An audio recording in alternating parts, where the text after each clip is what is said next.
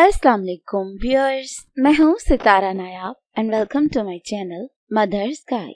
आज की वीडियो में हम आपको ये बताने वाले हैं कि आप अपनी शादीशुदा जिंदगी कितनी सक्सेसफुल है, इसके बारे में कैसे जान सकते हैं।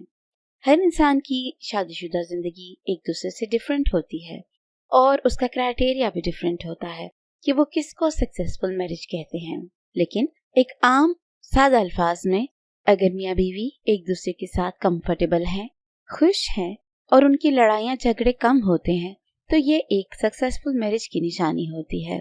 हम इस वीडियो में आपको कुछ ऐसे पैरामीटर्स बताने वाले हैं जिसको अगर आप जहन में रखें या अपने आप को उसके हिसाब से स्कोर्स दें तो आप आराम से निकाल सकते हैं कि आपकी शादीशुदा जिंदगी किस कदर कामयाब है या कितनी नाकाम है। और अगर आपकी जिंदगी इतनी कामयाब नहीं भी है तो इन पॉइंट्स को जहन में रखकर आप अपने जिंदगी को नए सिरे से मौका दे सकते हैं और कोशिश कर सकते हैं कि ये फैक्टर्स आपकी लाइफ में आ जाएं। तो जो सबसे पहली बात है वो ये है कि ये देखने की जरूरत होती है कि आप दोनों एक दूसरे को कितना अंडरस्टैंड करते हैं। मतलब अंडरस्टैंड का मतलब ये नहीं है कि वो जो बोल रहा है आपको समझ आ रही है या नहीं, ये तो एक सिंपल सी बात है। अंडरस्टैंडिंग का मतलब ये है कि अगर आपका हस्बैंड आज खामोश है तो वो क्यों खामोश है, अगर आज उसने खाना नहीं खाया तो क्यों नहीं खाया, अगर आपका हस्बैंड आज जल्दी सो गया है तो क्यों सो गया है। ये बातें जो अनकही होती हैं, ये अगर आपको मालूम होती हैं तो ये आपके रिश्ते में अंडरस्टैंडिंग को शो करती हैं। इसी तरह अगर एक खावंद को अपने चेहरे से बीवी के पता चल जाता है कि आज ये थकी हुई है या आज ये अपसेट है या आज इसने ठीक से खाना नहीं खाया या आज कुछ तो और बात है जिसकी वजह से ये नॉर्मल नहीं लग रही, तो ये चीजें एक दूसरे को अंडरस्टैंड करना शो करती हैं। अगर ऐसा नहीं है, आपका हस्बैंड गुस्से में है और आपको पता ही नहीं चलता, आपका हस्बैंड दुखी है और आपको पता ही नहीं चलता, तो ये आपके रिश्ते की नाकामी की बात होती है। लेकिन अगर आप एक दूसरे को जानते हैं कि किस वक्त किसी को क्या चाहिए, किस वक्त वो किस मूड में है, तो ये अंडरस्टैंडिंग कहलाता है। अगर आप इसमें कामयाब हैं तो आपकी जो मैरिड लाइफ है उसमें आप 50% कामयाब हो चुके हैं। इसके बाद हाउ मच केयरिंग, यानी कि अगर आपका खामंद है तो वो आपकी कितनी केयर करता है। मतलब अगर आप तकलीफ में हैं या आप सारी रात बच्चे की वजह से जागती नहीं हैं तो वो आपकी कितनी केयर करता है या नहीं करता। अगर आपका हस्बैंड किसी फाइनेंशियल प्रॉब्लम में है या किसी और प्रॉब्लम में है या किसी से उलझ गया है तो आप उसकी कितनी केयर करती हैं। अगर वो बीमार हो गया है तो आप कितनी केयर करती हैं। अगर तो आप दोनों एक दूसरे की केयर करते हैं तो ये एक सक्सेसफुल मैरिड लाइफ की निशानी होती है। फिर जो मियाँ बीवी के रिश्ते की सबसे बड़ी बुनियाद है वो फेथ होती है। आपको ये देखने की जरूरत है कि आप अपने हस्बैंड पे कितना यकीन कर सकती हैं। क्या आप उनके ऊपर फुली फेथ रख सकती हैं? अगर रख सकती हैं तो इसका मतलब है कि वो एक रिलायबल इंसान है और उसने आपसे अपना एतबार जितवा लिया है। इसी तरह अगर आपका हस्बैंड आपके ऊपर मुकम्मल एतमाद करता है तो ये एक बहुत ही पॉजिटिव बात होती है कि वो आपको समझ चुका है और आपके ऊपर पूरा बिलीव करता है, तो ये एक कामयाब रिश्ते की निशानी होती है। इसके बाद हाउ मच प्रोटेक्टिंग, यानी कि ये नहीं कि वो आपको आपके सामने प्रोटेक्ट कर रहा है, आपका हस्बैंड या आपकी वाइफ आपके पीछे से आपका कितना दिफा करती है। जो लोग अपने खावन की या बीवी की पीछे से बुराइयां करते हैं, बदहोइयां करते हैं, तो वो लोग कभी भी अपने रिश्ते में फेयर नहीं होते। अगर कोई उनके साथ उनकी बीवी की बुराई करता है या उनके खामन की बुराई करता है और बीवी उसके लिए प्रोटेक्टिव हो जाती है, दिफा करती है और अपनी तरफ से उसके लिए सफाइयां पेश करती है या करता है, तो इसका मतलब ये है कि आप दोनों के अंदर एक बहुत अच्छी केमिस्ट्री मौजूद है जिसकी वजह से आप किसी दूसरे को अपने रिश्ते में मौखिल करने की इजाजत नहीं देते। और ये एक आदत बहुत अच्छी होती है। अगर आप लोग मियाँ बीवी जितना मर्जी लड़ रहे हों लेकिन किसी और के साथ अपनी पर्सनल बातें शेयर करने वाला इंसान बहुत ही गलत होता है, क्योंकि ये सिर्फ आप जान रहे होते हैं या आपका ज़मीर जान रहा होता है कि कितना आपका खामन गलत है और कितनी आपकी बीवी गलत है। कोई और इंसान सिर्फ वो असेस कर सकता है जो आप उसको बताते हैं। वो उस वक्त मौजूद नहीं होता, इसलिए कभी भी कोई इंसान आपको ठीक से गाइड नहीं कर सकता जो आपका अपना दिल आपको कर सकता है। हाउ मच फेयर, यानी कि आप अपने रिश्ते में कितने मुखलिस हैं। अगर आप अपनी बीवी के पीछे से उसके साथ मुखलिस हैं, उसको धोखा नहीं देते, किसी और में इंटरेस्टेड नहीं होते या उसको किसी किस्म का फाइनेंशियल या दूसरा धोखा नहीं देते, तो इसका मतलब है कि आप फेयर हैं। इसी तरह बीवी अगर आपके पीछे से आपकी अमानत बनकर, आपकी इज्जत की हिफाजत करती है, आपके बच्चों का ख्याल रखती है, तो वो आपके साथ फेयर है।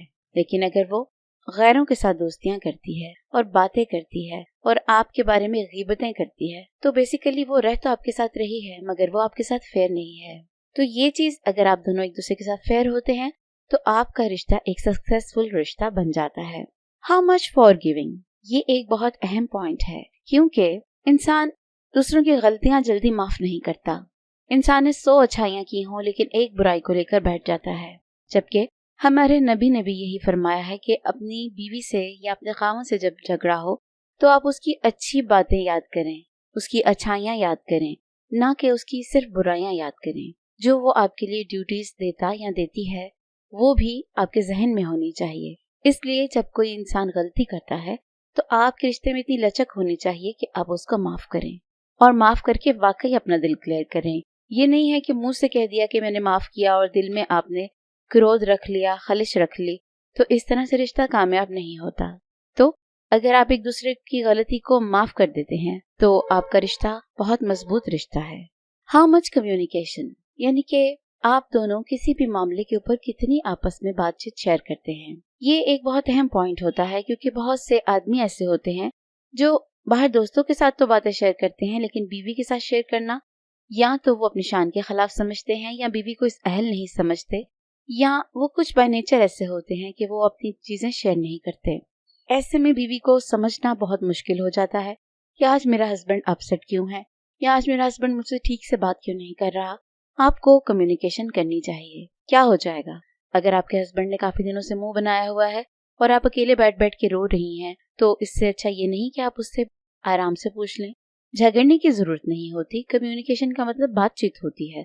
आप उससे बातचीत करके उसका मसला हल करने की कोशिश करें, ना कि आप उससे गुस्सा करें या उसके बेवफा होने का तस्वुर करके अपना हाल बेहाल कर लें और रो रो के बुरा हाल कर लें और लोगों के साथ भी बात शेयर करने लग जाएं कि मेरा हस्बैंड मुझसे बातें शेयर नहीं करता।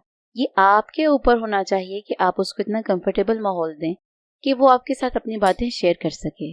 इसके बाद एक कामयाब रिश्ते की जो पहचान होती है वो ये होती है कि खावंद हो या बीवी हो, वो कितना रिस्पॉन्सिबल है। जिम्मेदारी एक रिश्ते की दोनों के ऊपर आती है। ये नहीं होता कि सिर्फ एक इंसान रिश्ता एंजॉय करे और दूसरा इंसान जिम्मेदारियां उठाए। रिश्ता इसी तरह निभाया जाता है जब दोनों फरीक एक दूसरे के साथ अपनी जिम्मेदारियां उठाने में पहल करते हैं।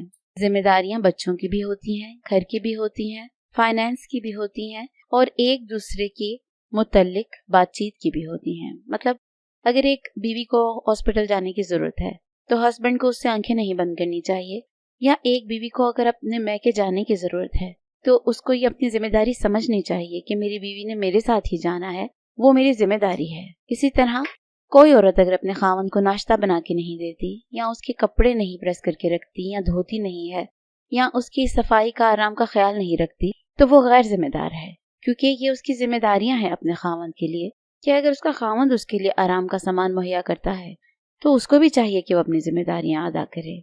बल्कि कई दफा ऐसा होता है कि एक इंसान अपनी जिम्मेदारियां नहीं उठा रहा होता लेकिन दूसरा उठाई जाता है, तो वक्त के साथ साथ दूसरे को रियलाइज हो जाता है और वो भी जिम्मेदार होना शुरू हो जाता है और दूसरे की तरफ मुतवज्जा होने लगता है कि इसने मेरा कितना साथ दिया है। वो इस चीज को रियलाइज करने लग जाता है और इस तरह एक कामयाब रिश्ता शुरू हो जाता है। अक्सर ऐसे होता है कि औरतें अपनी फराइज अदा करती हैं, आदमी नहीं करता तो वो भी छोड़ देती हैं कि वो कौन सा मेरी जिम्मेदारी उठाता है जो मैं उठाऊं। तो बताइए कि अगर दोनों तरफ से ही नेगेटिविटी होगी तो रिश्ता किस तरह निभेगा। अगर आपको रिश्ता अपना निभाना है और हर सूरत निभाना है तो आपको अपनी जिम्मेदारियां हर सूरत अदा करनी चाहिए, चाहे वो एज ए वाइफ हो, एज ए मदर हो, एज ए डॉटर हो, as a daughter in law हो। किसी भी तरह से आपकी जो जिम्मेदारियां हैं आपको अपने तौर पर अपनी जिम्मेदारियां हमेशा निभानी चाहिए ताकि आपकी तरफ से कभी कोई शिकायत ना हो। इसके बाद सबसे अहम और आखिरी बात यह है कि एक दूसरे को इज्जत कितनी देते हैं, एक दूसरे की बात की ऑनर कितनी करते हैं। कई आदमी ऐसे होते हैं वो बीवी के पॉइंट ऑफ व्यू को समझना चाहते ही नहीं है, उनको इज्जत ही नहीं देते। तो ऐसे रिश्ते में प्यार मोहब्बत नहीं हो सकता, क्योंकि मेरा ये कॉन्सेप्ट है कि अगर आप एक दूसरे को इज्जत देते हैं तो मोहब्बत हो ही जाती है।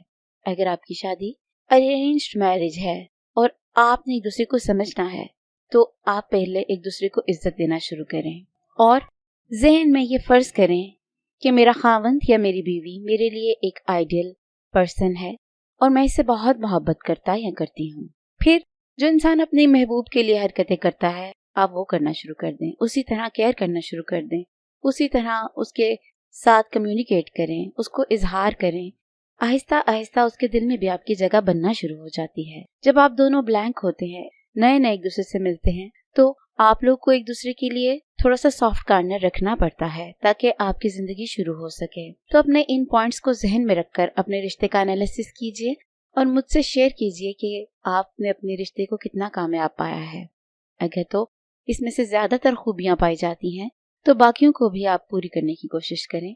और अगर आपकी नई शादी हुई है तो आप दोनों मियाँ बीवी इन पॉइंट्स के ऊपर एग्री करें कि हम दोनों इन पॉइंट्स को लेकर अपनी जिंदगी में आगे बढ़ेंगे ताकि हमारा रिश्ता एक कामयाब रिश्ता बन सके।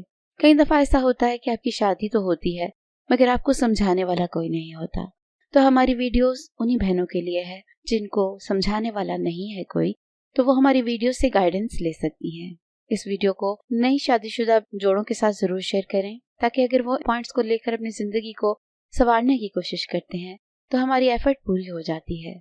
और ये वीडियो कैसी लगी इसके बारे में हमें अपनी ओपिनियन जरूर दीजिएगा। नई वीडियो आने तक अपना बहुत सा ख्याल रखिए और अगर किसी खास टॉपिक के ऊपर आपको वीडियो भी चाहिए तो आप हमें कमेंट्स में मेंशन कर सकते हैं। हम कोशिश करेंगे कि उसी टॉपिक के ऊपर वीडियो बनाएं। शुक्रिया।